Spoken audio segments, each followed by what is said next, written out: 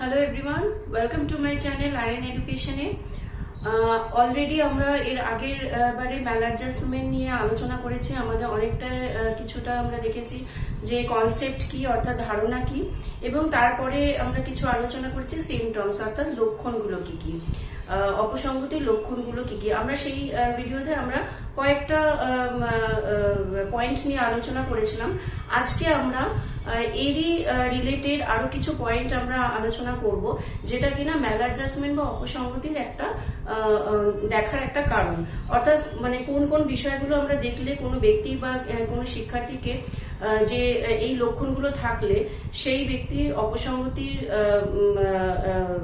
অপসংগতির লক্ষণগুলো দেখা যায় বা অপসংগতির তার আচরণগুলো প্রস্ফুটিত হয়, তার মানে সেই লক্ষণগুলো তার মধ্যে আছে, তার জন্যই আমরা সেই ব্যক্তিকে সেই আচরণের ব্যক্তি হিসেবে আমরা আইডেন্টিফাই করতে পারি।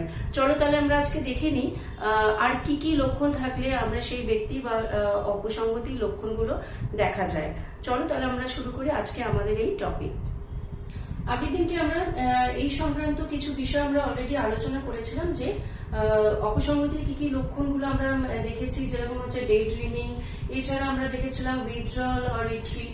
এর সাথে সাথে আরো কিছু আমরা লক্ষণ দেখি। ফার্স্টে আমরা যদি দেখি, এটা হচ্ছে আরেকটি আইডেন্টিফিকেশন, অর্থাৎ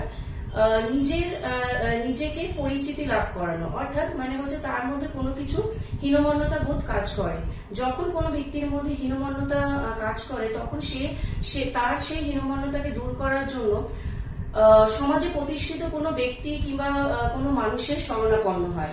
অর্থাৎ তার পরিচয় সে নিজেকে আইডেন্টিফাই করার চেষ্টা করে, কারণ সে তার সেই ব্যক্তির পরিচয় নিজের ভুল ত্রুটিগুলোকে অবদমন করে সামাজিক যে চাহিদা বা সামাজিক যে প্রেক্ষাপট, সেই সোশ্যালাইজেশন করার জন্য সেই সকল ব্যক্তির সাথে সে তার নিজেকে বলতে পারো মেলামেশা করতে চেষ্টা করে, যার মধ্যে দিয়ে তার ভুল ত্রুটিগুলো দূর করা যায় বা বলতে পারো এখানে ভুল ত্রুটিগুলো চাপা দেওয়া যায়।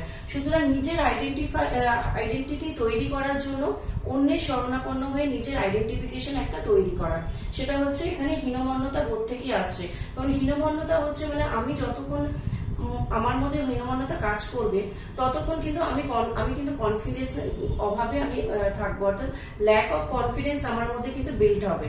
যখনই আমার ল্যাক অফ কনফিডেন্স আমার মধ্যে বিল্ড হবে, তখনই কিন্তু আমি নিজেকে আরো ছোট মনে করতে থাকবো। অর্থাৎ আমি সমাজের কোনো জায়গায় আমি করি না, সমাজ থেকে আমি কোথাও নিজেকে একটু আলাদা মনে করি, এবং সেইখান থেকে আমার মানে জোর করে আমি কোনো কিছু পাওয়ার জন্য বা কোনো একটা পরিচিতি লাভ করার জন্য অন্যের সাহচর্য নিয়ে আমি নিজেকে ফেস করছি। এটা হচ্ছে আইডেন্টিফিকেশন, এটা হচ্ছে কিন্তু অপসংগতির একটা কিন্তু লক্ষণ। নেক্সট হচ্ছে রিপ্রেশন। রিপ্রেশন হচ্ছে মানে আমি নিজেকে হীনমন্যতা থেকে দূর করার জন্য কিভাবে যে স্বাভাবিক যে আচরণগুলো আছে, সেই স্বাভাবিক আচরণগুলোকে সহজভাবে আমি করার চেষ্টা করছি। অর্থাৎ এটা কিন্তু সে মনে করছে সহজভাবে করার চেষ্টা করছে, অ্যাকচুয়ালি কিন্তু নয়। আমার যে ব্যক্তিগত আচরণগুলো আছে, অর্থাৎ বিহেভিয়ারাল আসপেক্ট যে আমার আছে, যে ট্রিটগুলো আমার আছে, সেই গুলোকে আমি কিন্তু জোর করে নিজেকে এক জায়গায় স্থাপিত করার চেষ্টা করছি, অর্থাৎ রিপ্রেশন করা। অবদমনের মাধ্যমে আমি নিজের চারিত্রিক গঠন তৈরি করছি। অর্থাৎ এখানে কিন্তু একটা ফোর্সফুলি নিজেকে একটা মানে বিহেভিয়ারাল ফ্যাক্টরের মধ্যে নিজেকে তৈরি করা। যে মানুষ আমি নই, সেই মানুষ মানে সেই ধরনের মানুষকে আমি নিজে তৈরি করতে চাইছি, সেটা কিন্তু আমার একটা অপসংগতি বা ম্যালাডজাস্টমেন্টের একটা বিষয়। আমি যেরকম সেভাবে আমি সহজভাবে বা স্বতঃস্ফূর্তভাবে নিজেকে তুলে ধরতে পারছি না, এটা কিন্তু মানে হীনমন্যতারই একটা লক্ষণ বা অপসংগতির একটা লক্ষণ। যার ফলে ম্যালাডজাস্টমেন্ট আমাদেরকে সেটাই বলছে যে আমি যতক্ষণ না নিজেকে স্বতঃস্ফূর্তভাবে তুলে ধরতে পারছি, আমার যে স্বাভাবিক যে আচরণ, সেইটা কিন্তু আমার স্বতঃস্ফূর্ত থাকা উচিত। অর্থাৎ স্পন্টেনিয়াস ভাবে আমার যে পার্সোনালিটি ডেভেলপমেন্ট হচ্ছে কিনা সেটা আমাকে দেখতে হবে। স্পন্টেনিয়াস পার্সোনালিটি ডেভেলপমেন্ট আমার তখনই হবে যখন আমি ফিজিক্যালি, মেন্টালি, সোশ্যালি, ইমোশনালি সমস্ত দিকে যখন আমার প্রপার ডেভেলপমেন্ট হবে। As a human being, as a human behavioural of nature, আমি যখন স্পন্টেনিয়াস ভাবে কোনো কিছু আমি নিজেকে তুলে ধরতে পারছি, তখনই কিন্তু আমি বলবো যে আমি এনভায়রনমেন্টের সাথে আমি নিজেকে অ্যাডজাস্ট করতে পারছি। যখনই আমার এই দুটোর মধ্যে কিন্তু ইমব্যালেন্স তৈরি হবে, তখনই কিন্তু ম্যালাডজাস্টমেন্টের বিষয়টা কিন্তু অ্যারাইজ করবে। তো এটাও কিন্তু হচ্ছে সেটাই, যে রিপ্রেশনটা হচ্ছে যে আমার নিজের স্বতঃস্ফূর্ত যে আচরণগুলো আছে সেগুলোকে দমিয়ে দিয়ে আমি যেটা নই সেই বিষয়টাকে তুলে ধরা। নেক্সট হচ্ছে রিগ্রেশন, অর্থাৎ হচ্ছে প্রত্যাবৃত্তি। এটা হচ্ছে কিছুটা বলতে পারো একটা প্রাপ্তবয়স্ক বা অ্যাডাল্ট বিহেভিয়ারের মধ্যে একটা চাইল্ডিশ বিহেভিয়ার ইনপুট করা। তার মানে কি, একজন প্রাপ্তবয়স্ক ব্যক্তি বা একজন মানুষ, সে তার কি বয়স অনুযায়ী অ্যাজ আ ম্যাচুরিটি সে বা তার অ্যাকর্ডিং টু এজ সে তার ম্যাচুরিটি গেইন করবে। সো যখনই তার মধ্যে একটা ম্যাচুরিটি আসবে, তখন তার পার্সোনালিটির মধ্যে একটা বিহেভিয়ারাল চেঞ্জেস আসবে। সেই মানুষটিকে দেখলেই আমি বুঝবো যে তার মধ্যে যে according to her age or his age তার বিহেভিয়ারাল যে চেঞ্জেস গুলো আছে, তার বিহেভিয়ারাল যে নেচার্স গুলো আছে, সেগুলো সেই হিসেবেই সে কিন্তু মানে নিজেকে তুলে ধরছে। কিন্তু যখনই আমি তাকে দেখবো যে তার যে বয়স বা তার যে ম্যাচুরিটি লেভেল, প্রাপ্তবয়স্ক ব্যক্তির মধ্যে যখনই একটা চাইল্ডিশ বিহেভিয়ার আসবে, অর্থাৎ সে নিজেকে তখন অবধি একটি ছোট বাচ্চা বা কৈশোর লেভেলে নিজেকে মনে করতে থাকে, এবং কৈশোর লেভেলে বা শিশু সুলভ যে ধরনের আচরণগুলো থাকে, সেই আচরণগুলো তার মধ্যে প্রকাশ পায়। অর্থাৎ সে নিজেকে সেই জায়গা থেকে নিজেকে বার করতে পারেনি। তার মানে কি, এখানে ম্যাচুরিটিক্যাল বা মানে একটা এজ ডিফিকাল্টিস তার মধ্যে আছে। মানসিক দিক দিয়ে সে কিন্তু একজন শিশু সুলভ ব্যক্তি হিসাবে নিজেকে পরিচয় দিচ্ছে, যদিও সে নয়।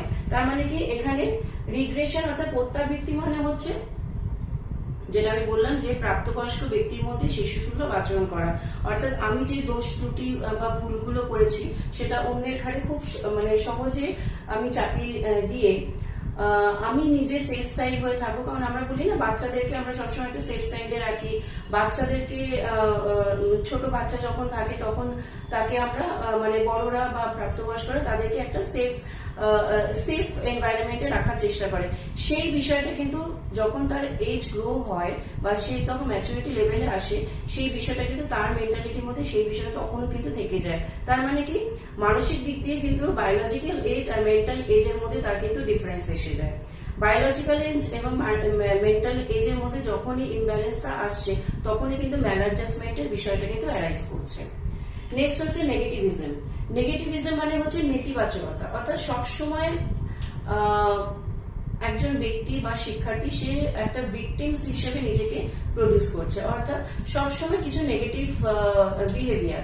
অর্থাৎ নেগেটিভ এখানে বলতে পারে নেগেটিভিজম বলতে নেগেটিভ বিহেভিয়ারকে বোঝাচ্ছে, মানে যে কাজ করার আমার প্রয়োজন সেই কাজের বিপরীত কাজ আমি করছি। অর্থাৎ যেটা সমাজের ক্ষেত্রে বা নেগেটিভ আচরণ বলে বিবেচিত, সে যে কাজটা আমার করা উচিত নয় সেই কাজটাই আমি করছি। অর্থাৎ সবসময় একটা অ্যাগ্রেসিভ বিহেভিয়ার, সবসময় একটা প্রতিবাদী বিহেভিয়ার, মানে আমি সবসময় কোনো কিছু এগেনস্টে গিয়ে আমি কাজ করব, এইরকম একটা মেন্টালিটি কাজ করে।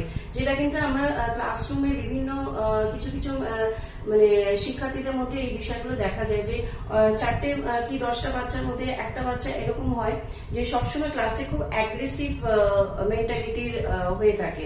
তার মানে কি, তার মেন্টাল বিহেভিয়ার কিন্তু সেই রকমই হয়, সবসময় নেগেটিভ ওয়েতে তার বডি ল্যাঙ্গুয়েজ, তার কথাবার্তা, তার ওভারঅল তার পার্সোনালিটির একটা অ্যাটিটিউডের মধ্যে কিন্তু সেগুলো এক্সপ্রেস করে। তাকে যে কাজটা করতে বলা হবে সেই কাজটা না করে সেটা তার অপোজিট কাজটা সে করতে চাইছে। তার মানে সবসময় একটা নবার্থক মনোভাব, অর্থাৎ নেগেটিভ বিহেভিয়ারের মধ্যে সে থাকে। এটা কিন্তু একটা অপসঙ্গিক বা ম্যালাডজাস্টমেন্টের একটা বিষয়। নেক্সট আসছে ফোবিয়া, উইচ ইজ মানে বলতে পারো এটা one of the most important একটা ফ্যাক্টর। যে ফোবিয়া হচ্ছে অহেতুক কারণে কোনো কিছু থেকে ভয় পাওয়া। এটা কিন্তু একটা মানে অপসংগতির একটা বিরাট লক্ষণ, যে সেটা যে কোনো মানুষের, সেটা একটি ছোট বাচ্চার ক্ষেত্রেও হতে পারে, এবং সে যখন বড় হচ্ছে একজন প্রাপ্তবয়স্ক ব্যক্তির মধ্যে আমরা বিভিন্ন ধরনের ফোবিয়া দেখতে পাই।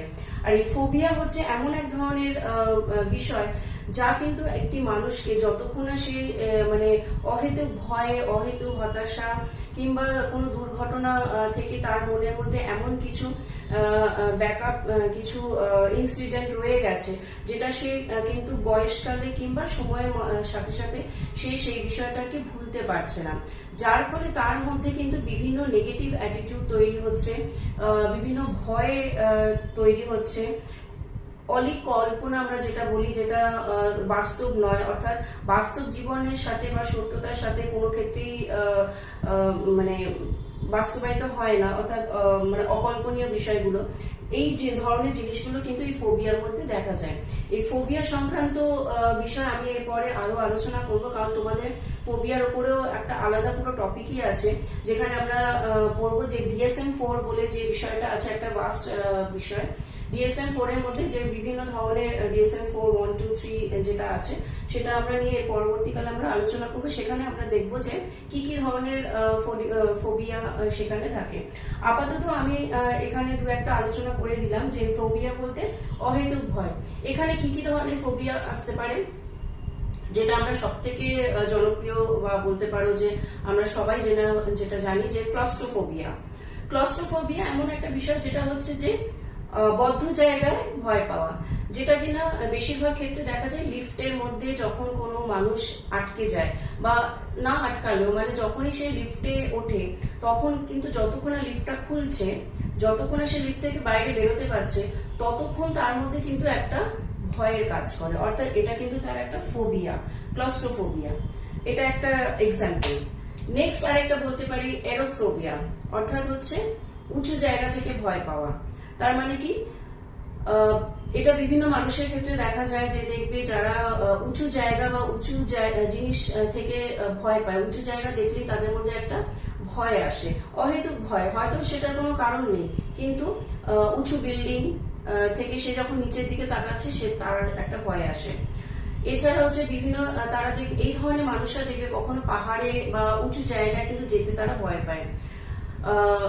এটা কিন্তু একটা কারণ, তার মধ্যে একটা ফোবিয়া আছে, যে উঁচু জায়গা দেখলেই তার মধ্যে একটা অহেতুক ভয় কাজ করে, এটা হচ্ছে এরোফোবিয়া। নেক্সট আরো একটা বলতে পারি যে আরেকটা হচ্ছে যে নিক্টোফোবিয়া, যেটা হচ্ছে অন্ধকার থেকে ভয়। অনেক ছোট বাচ্চারা ছোট থেকে এই জিনিসটা যতক্ষণ না সে কাটাতে পারে, প্রাপ্তবয়স্ক কাল অব্দি তার মধ্যে কিন্তু এই বিষয়টা কাজ করে, যে অন্ধকার দেখলেই ভয় লাগে, যার ফলে বিভিন্ন ক্ষেত্রে দেখবে অনেক প্রাপ্তবয়স্ক মানুষরা আছে বাড়ির মধ্যে সবসময় লাইট জ্বালিয়ে রাখবেন, ঠিক আছে, বাড়িতে বা যে কোনো অন্ধকার জায়গা, হয়তো সেখানে ভয় পাওয়ার কোনো কিছু নেই, সামান্য হলেও একটা লাইট জ্বালিয়ে রাখবে, বা অন্ধকার জায়গা থেকে তারা ভয় পায়। অন্ধকার দেখলেই তাদের মনে নানান রকমের অকল্পনীয় সমস্ত বিষয় তার মধ্যে, তার মানসিক প্রেক্ষাপটে তার চলতে থাকে। তাহলে এইটা হলো কি আমার অপসংগতির একটা লক্ষণ, অর্থাৎ এই যে অহেতুক ভয়, অহেতুক হতাশা, কোনো এককালে কোনো একটা দুর্ঘটনা ঘটেছিল, সেই দুর্ঘটনার মধ্যে আমি এখনো সেই বিষয়টা নিয়ে আমি এখনো চলছি, তার মানে কি আমি বিষয়টাকে ভুলতে পারিনি। বিষয়টা না ভোলার জন্য আমার মনের মধ্যে নানান ধরনের কিছু ফোবিয়া বলতে পারো, কিছু দুর্ঘটনা, হতাশা বলতে পারো, ডিপ্রেশন বলতে পারো, বিভিন্ন মানসিক আচার আচরণ মধ্য দিয়ে আমার সেগুলো প্রকাশ পাচ্ছে।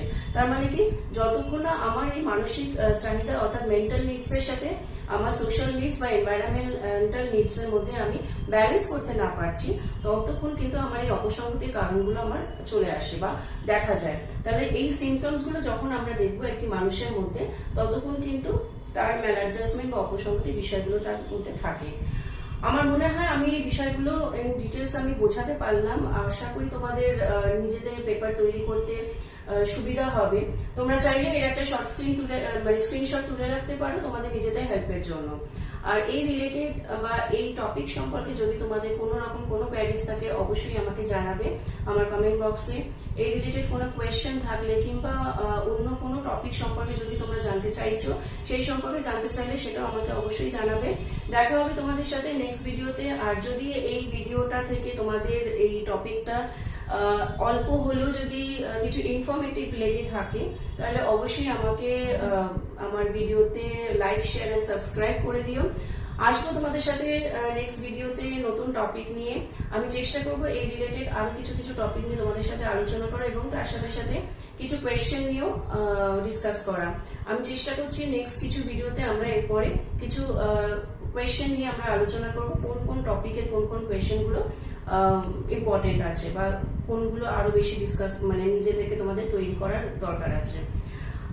তোমাদের এরপরে নেক্সট সেটের এক্সাম আস্তে আস্তে শুরু হবে। এছাড়া যে যা যা তোমাদের কম্পিটিটিভ এক্সামস আছে সেগুলোর মধ্যেও কিন্তু এই রিলেটেড কিছু কিছু কোয়েশ্চেন থাকে। যারা ধরো তোমরা মেন্টাল হেলথের উপরে কিছু কিছু কোয়েশ্চেন তোমরা জানতে চাইছো, সো টপিক রিলেটেড যদি কোনো কোয়ারিজ থাকে অবশ্যই আমাকে জানাবে আমার কমেন্ট বক্সে। আর এই রিলেটেড কিছু যদি কোয়েশ্চেন থাকে, যদি মনে করো তোমাদের কিছু কোয়েশ্চেন সলভ করতে প্রবলেম হচ্ছে, সেটাও কিন্তু আমাকে জানাবে আমার কমেন্ট বক্সে। আমি চেষ্টা করব যত তাড়াতাড়ি সম্ভব তোমাদের নেক্সট ভিডিওতে আমার এই নেক্সট টপিক রিলেটেড আর যা যা টপিক আছে সেগুলো নিয়ে আমরা আবার ডিসকাস করব। সো দেখা হবে তোমাদের সাথে নেক্সট ভিডিওতে। আর ভিডিও যদি ভালো লেগে থাকে ভিডিওকে অবশ্যই লাইক শেয়ার এন্ড সাবস্ক্রাইব করে দিও। So thank you, thanks for watching.